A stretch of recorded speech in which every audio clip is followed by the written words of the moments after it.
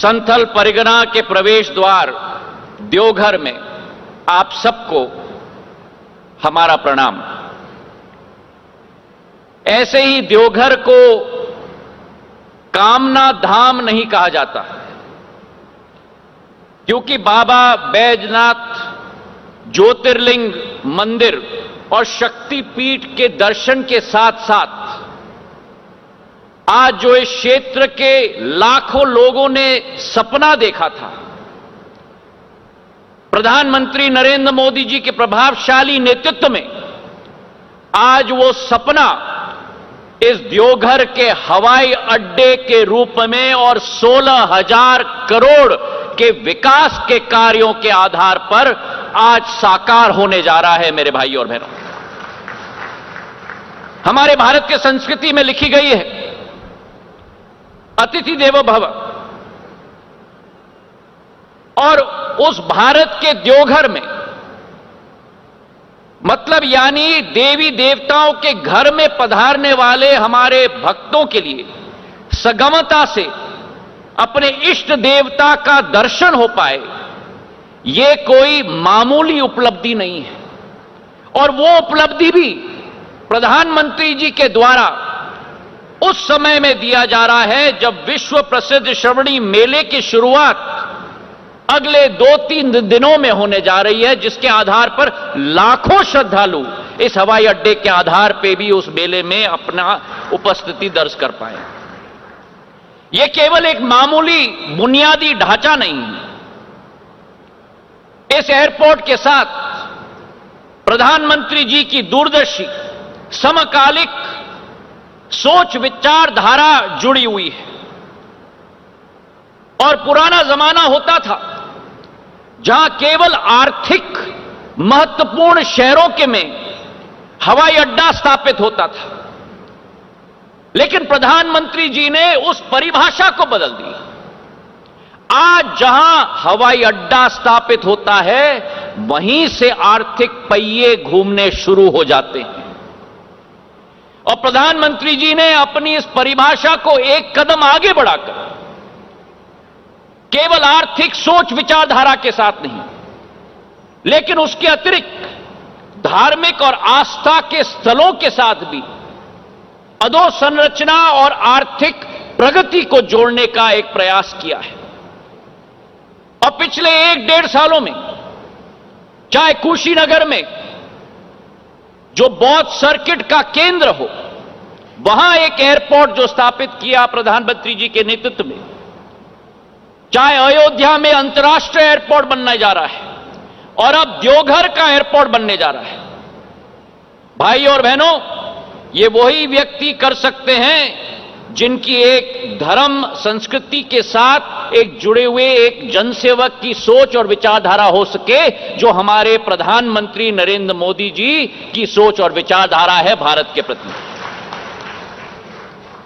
सोच और विचारधारा है अध्यात्म को प्रगति के साथ जोड़ने का, सोच और विचारधारा है धर्म को प्रगति के साथ जोड़ने का, सोच और विचारधारा है संस्कृति को प्रगति के साथ जोड़ने का, और अध्यात्म धर्म और संस्कृति के संगम के साथ साथ क्षमता की एक महाशक्ति के रूप में भारत को परिवर्तित करने का एक संकल्प हमारे प्रधानमंत्री नरेंद्र मोदी जी ने लिया है। मेरे भाई और बहनों, भारत के विगत गौरव को भारत के वर्तमान के गौरव को बनाना और आस्था के गौरव में परिवर्तित करना, यह प्रधानमंत्री के नेतृत्व में ही संभव हो पाया है। अगर देवघर की हम बात करें तो हर दिशा में धर्म और आस्था से परिपूर्ण है, और हमारा संकल्प है कि रांची के बाद झारखंड का यह दूसरा प्रवेश द्वार देवघर जरूर बनेगा।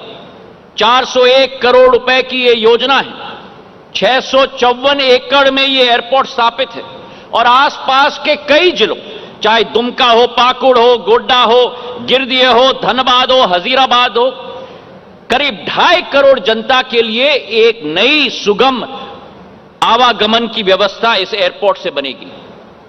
जो कैपेसिटी इस एयरपोर्ट की वर्तमान की है 5 लाख लोगों की यात्रियों की कैपेसिटी है, और बोइंग 737 और एयरबस दोनों विमान इस रनवे पर लैंड कर सकते हैं। आज प्रधानमंत्री जी के आदेश के आधार पर पहली फ्लाइट देवघर कलकत्ता को जोड़ने वाली फ्लाइट इंडिगो द्वारा संचालित हुई है।